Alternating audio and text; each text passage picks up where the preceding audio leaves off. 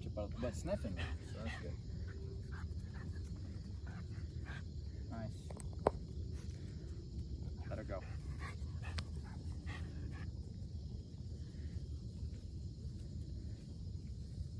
Is this?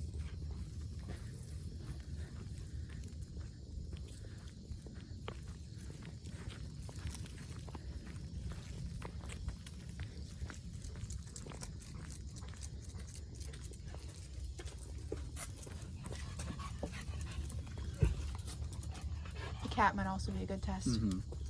I gotta find her first. This is good so far. Good girl.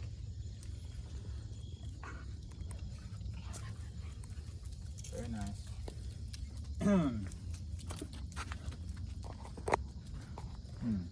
I think a lot of this is just going to come down to the lack of respect in moments where you really need the dog to be listening to you 100% and not worrying about the rest of the outside world.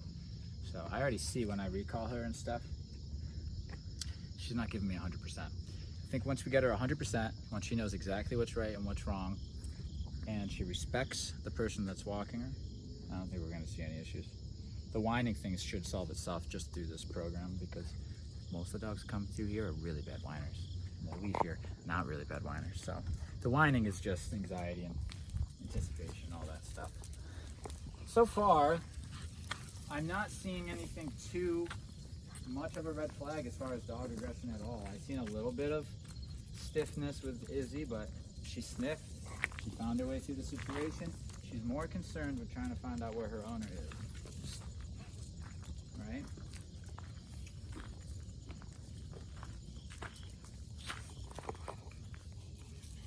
We got some work to do, for sure. There's something under the hood. I can feel it. You know? Something not so good. That's why she's here. I mean, nobody brings a dog here unless there's something that doesn't feel right. Something's off, whether it's obvious or not obvious, something just doesn't feel right. And I feel it with her. I definitely feel like something doesn't feel right. Can't quite put my finger on it yet, other than a little lack of respect, but we'll find it. We'll find it. Come on, guys.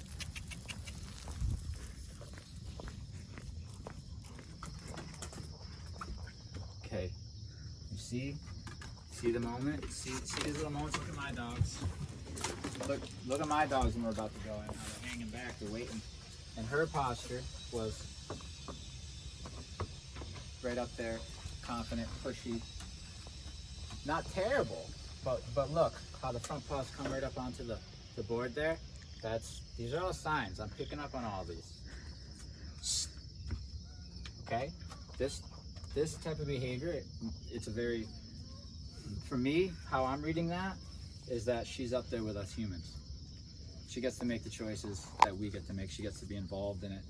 This is a no-no. This is what's leading her to the bad stuff when it comes to, if the owner's feeling like she might have some issues with dogs, I think it might be leaning towards territorial, something like this, because I just introduced her to two dogs, two different breeds, two different temperaments. I didn't see what I would call like true dog aggression, but it doesn't mean she can't be aggressive towards dogs in a dominant way. This is my block, this is my owner, this is my tree. We don't know, especially if the other dogs are acting a fool. But that right there tells me she thinks she's up here with us, and that's what leads to a dog trying to take it into their own hands. That's why you hear trainers say stupid stuff like, it's not stupid, but it sounds ridiculous, like make your dog wait before they go in, make your dog wait before food. Don't let your dog push you through the door. They tell you this stuff because if your dog does all those things, it leads them to the belief that they're high up on the decision-making, like little hierarchy pole there, right? They're up there where they can be involved in all the decisions that need to be made. If we take them a couple notches back and tell them to let me make the decisions and you follow, then we tend to see all the side effects of a dog trying to lead, which is barking, lunging, being assertive, all this stuff that everyone complains about, go away. And you don't even have to really address them. You just have to make sure that the dog views themselves appropriately in your pack, okay? And the little moments like that are going to happen all throughout the day.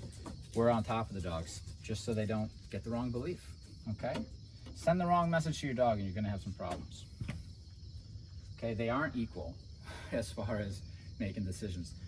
If they paid the mortgage, they would be. If they paid some bills, they would be. Okay? Look, much better. This is going to lead her to believe differently about my house and me.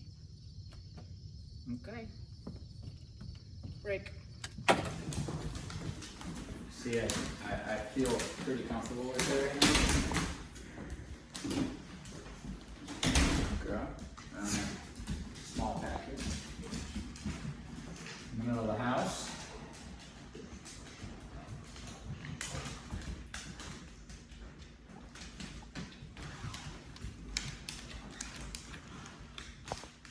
Very relaxed, body language, very good. Nah, that's not what we're doing right now. So, like, I can make a noise and calm a dog down. It takes a couple seconds. I have to be able to do that. I have to have that level of respect with these guys in order to be able to take risks like this. It's beautiful right there. See, calming him down allowed for a nice, hello, my name is Riggins, rather than like, I'm a goofball, let me sniff your genitalia and go crazy. You can teach dogs to do it very polite. Which, you know, most people don't teach their dogs how to do that, and that's why there's a lot of issues. But I tell my dogs don't be rude to her either. What? Have respect for the lady.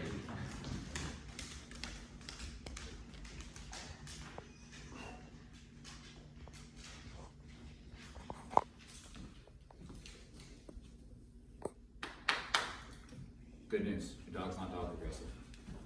But it doesn't mean your dog can't be aggressive towards dogs. You understand what I'm saying? Truly dog aggressive dog sees a dog and goes into the red zone. Okay? It's not what we have here. It's going to be situationally based if it does even happen. And I will push to see where her limitations are. But so far, she's passed the test of a more dominant dog coming in and sniffing her, and then a little fluffy thing that could trigger prey drive. She passed those tests, so we'll see what she does with the cat and squirrels. And we'll try to look out for the prey drive stuff because I know it's in pitties quite often. You struggle with that. So far, so good. Definitely see why there's a struggle though, because I can see her, she's in a honeymoon phase with us. She doesn't really know us, but I can see if she was comfortable with somebody, she'd be pushy. She'd be very pushy. And if she's pushy, that means she's making her own decisions and usually on impulse, and that leads to the whining and all this stuff, and the tension possibly around dogs, okay? But good news, I'm not seeing a red zone case. I'm not seeing a truly a dog-eating, dog-aggressive dog here at all. So good. What I am seeing is a dog with decent judgment, which is also good for you, because some dogs don't really have great judgment. She could be a nice right-hand woman. You gotta be able to see the looks, okay? She found a resource, which is a fucking crumb, by the way. She went down, her body position, Izzy's body position said, I found something. And then she, just like most dogs would, said, what'd you find? And I said, no, don't ask her what she found. Don't even go over there to it, because resources can cause fights, right? If you don't have a tight ship running. All right, she ate the crumb. We can move on. Very good. Everybody's good. We are going to start with the basics with her, just like every other dog, although she does have all the training, and make sure everything's to our standards. I just noticed with her, there was a moment where she was looking to kind of suck up to me a little bit and see if she can be above these guys. You gotta watch out for that.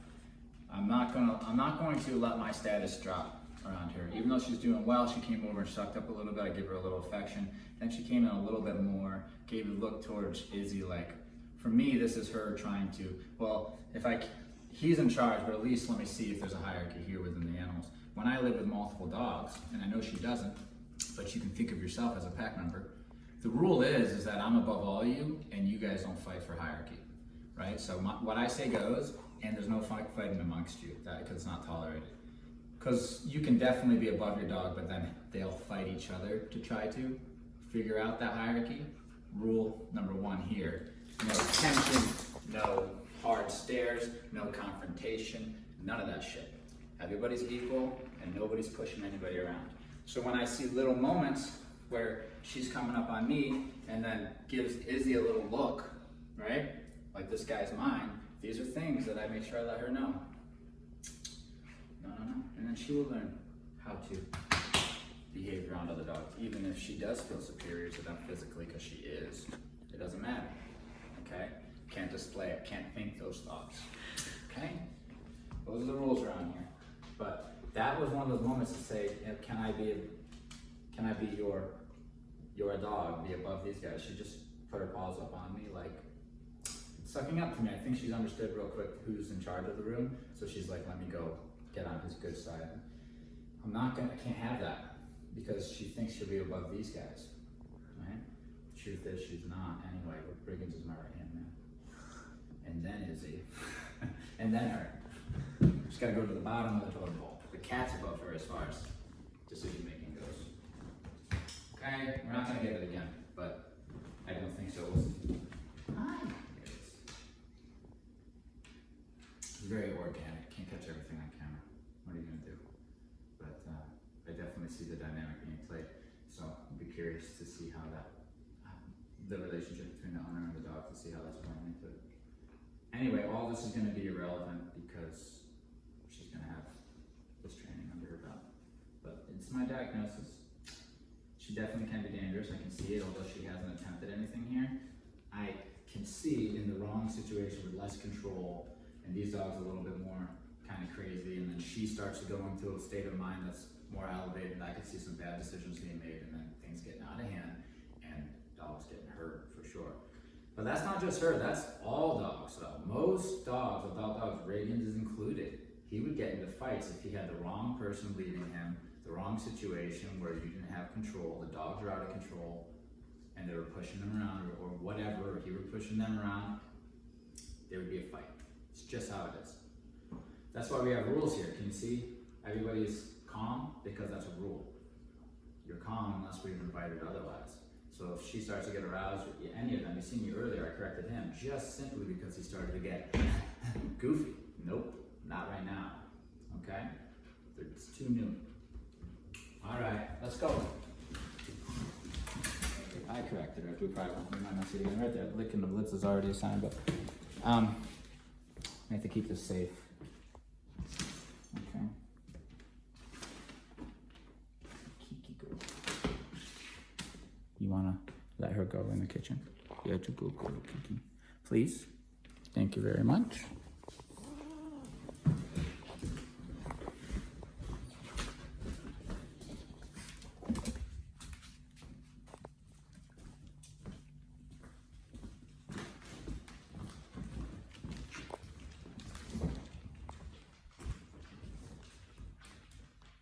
Alright, I'm gonna talk to the owner real quick.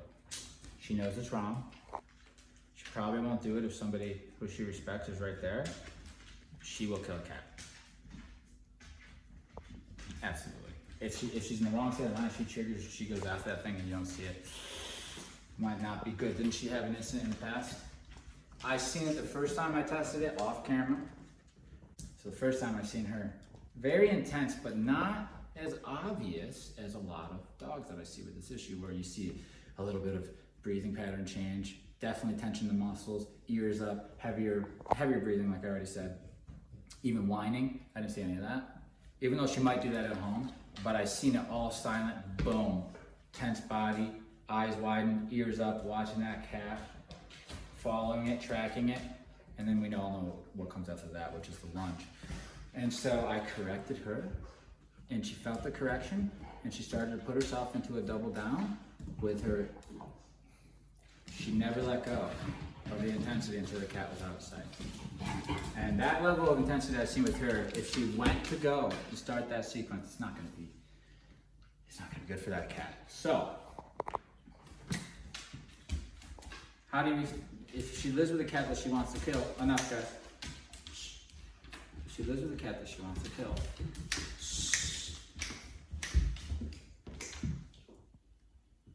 then we need to make sure that we get this place command super respected. And we'll teach you how to do that going home. So you will have a lot of boundaries. You'll be able to teach her not to get off the bed.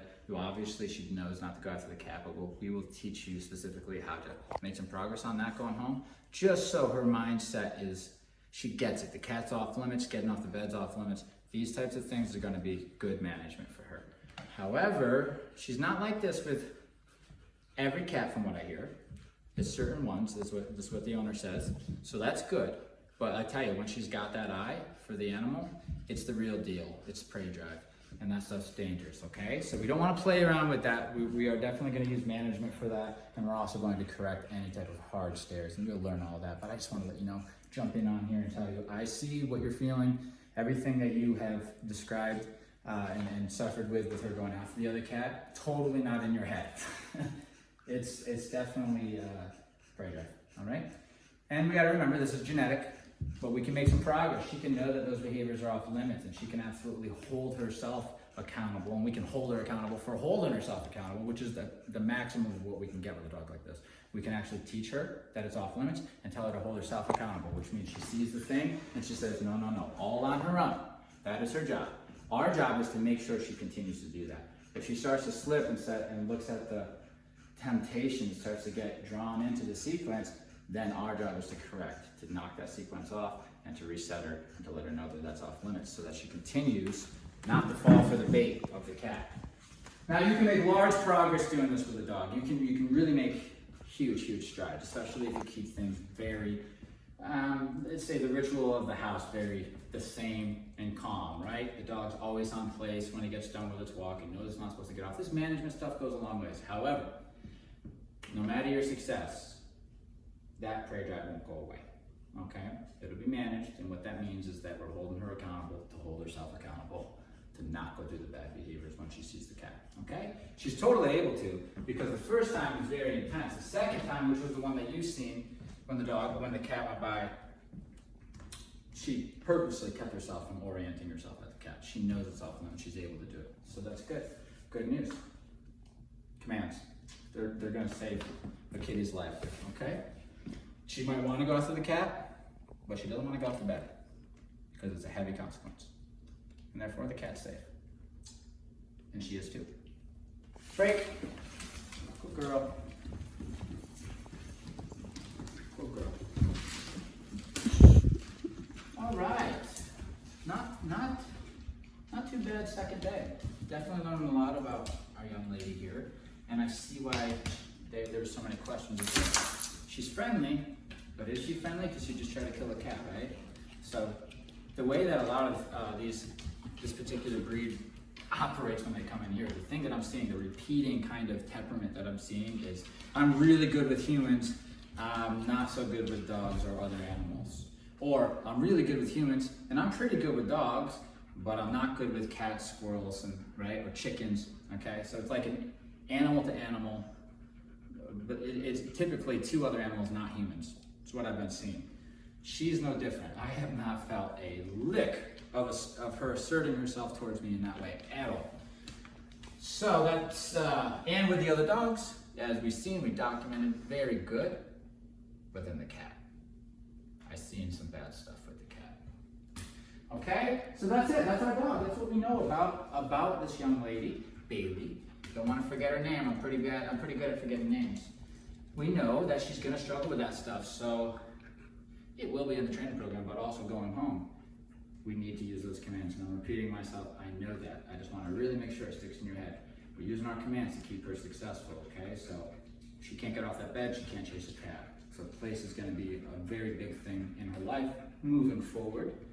And then also with the walk, we want to make sure you're not running into issues where she sees squirrels or small animals and starts going into prey drive. We got to make sure she knows that heel command is very strict too.